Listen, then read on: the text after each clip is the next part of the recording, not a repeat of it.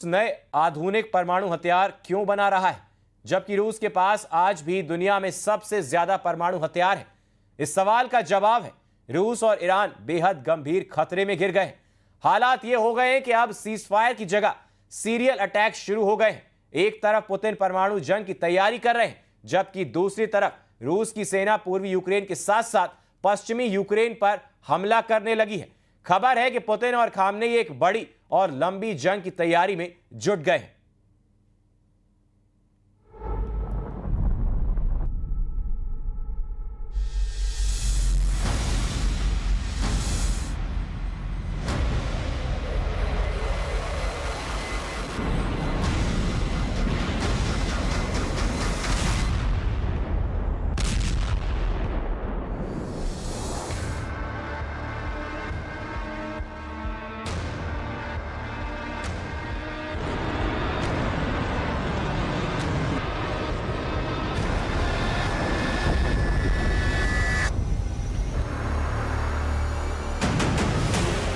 रूस का नया परमाणु बम, अमेरिका नेटो से आर पार। रूस यूक्रेन जंग को 42 महीने से ज्यादा का समय हो चुका है।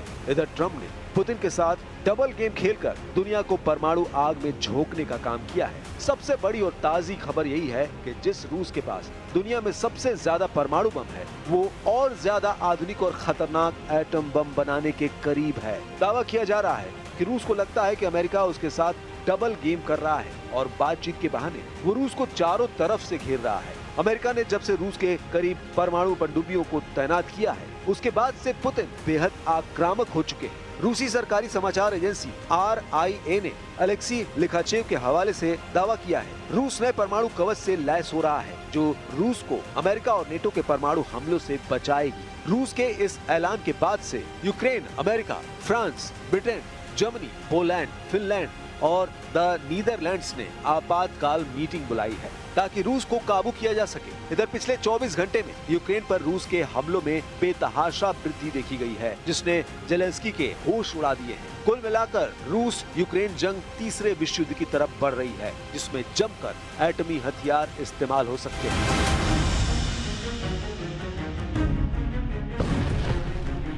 ये अंदाजा लगाना बेहद मुश्किल है कि अगर परमाणु जंग छिड़ी तो कौन देश जीतेगा, लेकिन इस वक्त रूस ने अपने तेवरों से साबित कर दिया है कि रूस यूक्रेन में अपना मिशन पूरा करने के लिए किसी भी हद तक जाने को तैयार है। हम आपको रूस के राज्य परमाणु ऊर्जा निगम रोसाटॉम के महानिदेशक अलेक्सी लिखाचेव का वो बयान दिखाते हैं जो साबित करता है कि रूस ने बड़ी परमाणु जंग की तैयारी पूरी कर ली है। रूस के सरकारी परमाणु निगम के चीफ ने डंके की चोट पर कहा है, दुनिया की सबसे बड़ी परमाणु शक्ति यानी रूस के सामने बेहद भीषण खतरे हैं। इन्हीं खतरों को देखते हुए आने वाले सालों में रूस की परमाणु सुरक्षा को और मजबूत किया जाना चाहिए। रूस और अमेरिका अपने परमाणु शस्त्रागार को उन्नत कर रहे हैं, जिसमें आने वाले परमाणु सशस्त्र मिसाइलों का पता लगाने और उन्हें रोकने के लिए इस्तेमाल की जाने वाली प्रणालियां भी शामिल हैं। ठीक उसी तरह जैसे चीन अपनी परमाणु क्षमता को ब्रिटेन और फ्रांस से कहीं आगे बढ़ा रहा है।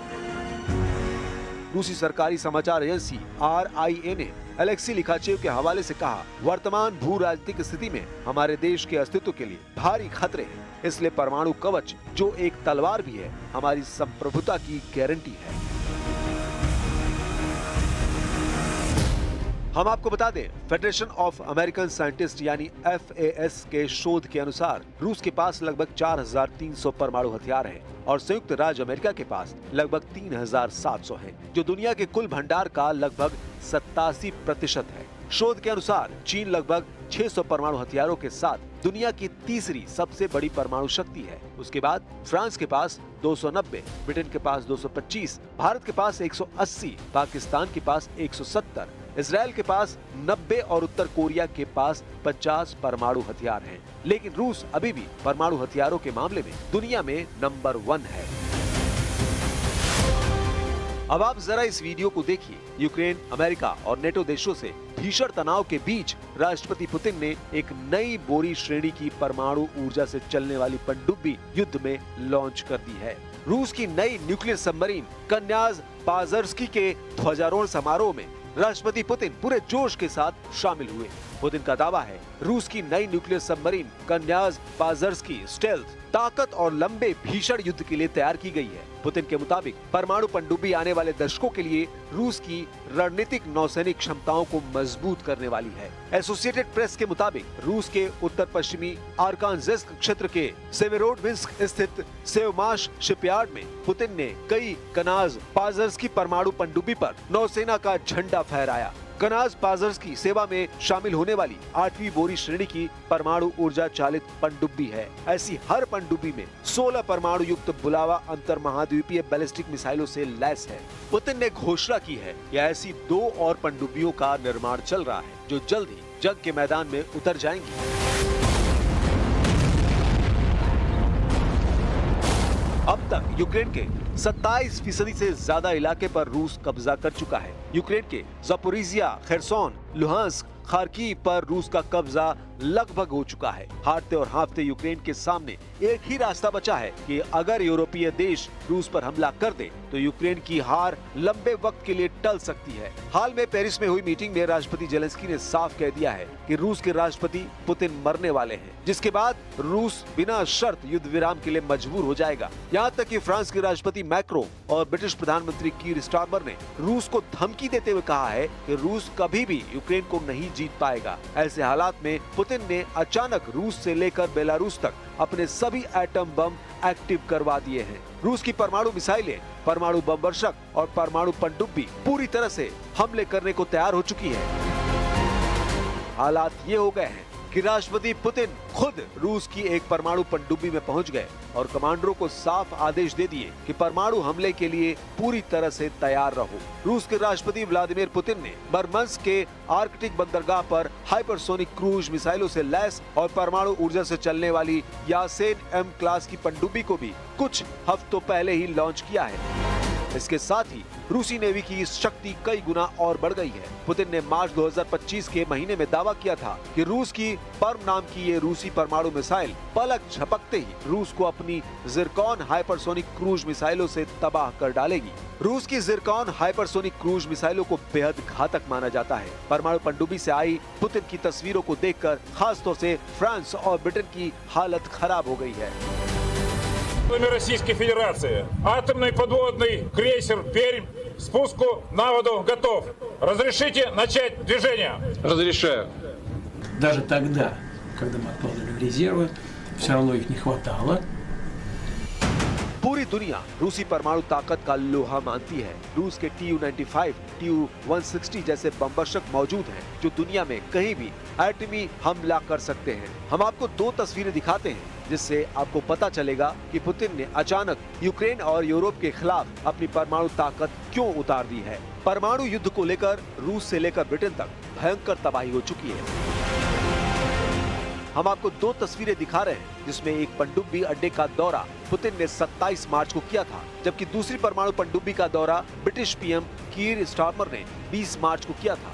आप ये भी जान लीजिए, रूस के राष्ट्रपति व्लादिमीर पुतिन ने मुर्मांस्क के आर्कटिक बंदरगाह पर हाइपरसोनिक क्रूज मिसाइलों से लैस और परमाणु ऊर्जा से चलने वाली यासेन एम क्लास की पनडुब्बी को लॉन्च किया था जो जिरकॉन मिसाइल से लैस है।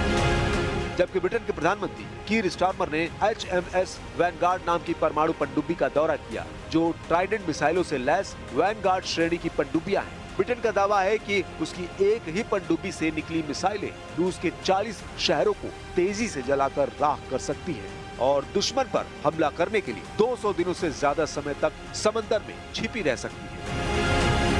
जबकि रूस का दावा है समुद्र में छिपा दैत्य के नाम से मशहूर पर्म नाम की रूसी पनडुब्बी जिरकॉन मिसाइलों से लैस है जो पूरे यूरोप को 200 सेकंड में तबाह कर सकती है। Британія очолюють формат, і саме зараз ми працюємо над змістовним наповненням. Я доручив міністру оборони України представити нашим американським партнерам всі факти пошкоджень нашої. उधर दूसरी तरफ नेटो ने तेजी से रूस से मुकाबले की तैयारियां शुरू कर दी है। जो दावे किए जा रहे हैं वो हैरान करने वाले हैं। रूस के हाथों यूक्रेन की तबाही और बर्बादी देखने के बाद यूरोपीय और नेटो देशों के सामने सिर्फ एक ही रास्ता बचा है, या तो रूस से सीधी जंग करो या फिर अपनी जान बचाकर भागो।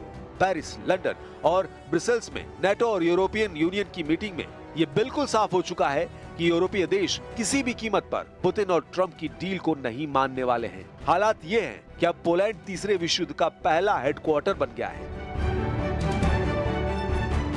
नेटो की तरफ से पोलैंड रूस को सीधी चुनौती दे रहा है, ऐसे दावे किए जा रहे हैं। वही बाल्टिक देश एस्टोनिया, लातविया और लिथुआनिया भी रूस के हमलों से निपटने के लिए एड़ी चोटी का जोर लगा रहे हैं।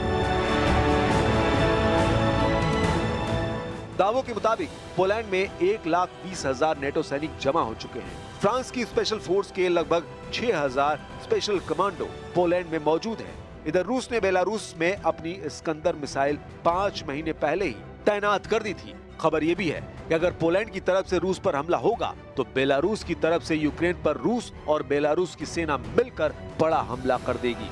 नेटो की इस चाल पर ट्रंप की मुहर नहीं लगी है, ऐसा दावा किया जा रहा है। दूसरी तरफ हम आपको रूसी हमलों से जलते यूक्रेन की बर्बाद और विनाश की वो तस्वीरें दिखाने जा रहे हैं जिसने यूक्रेन से लेकर यूरोप तक कोहराम मचा दिया है। यही वजह है कि रूस के खिलाफ पूरा यूरोप एकजुट हो चुका है। अब ऐसे हालात में अगर पुतिन फ्रांस और ब्रिटेन समेत यूरोप के 5 देशों पर परमाणु हमला कर देते हैं तो ऐसे हालात में यूरोप का विनाश तय है।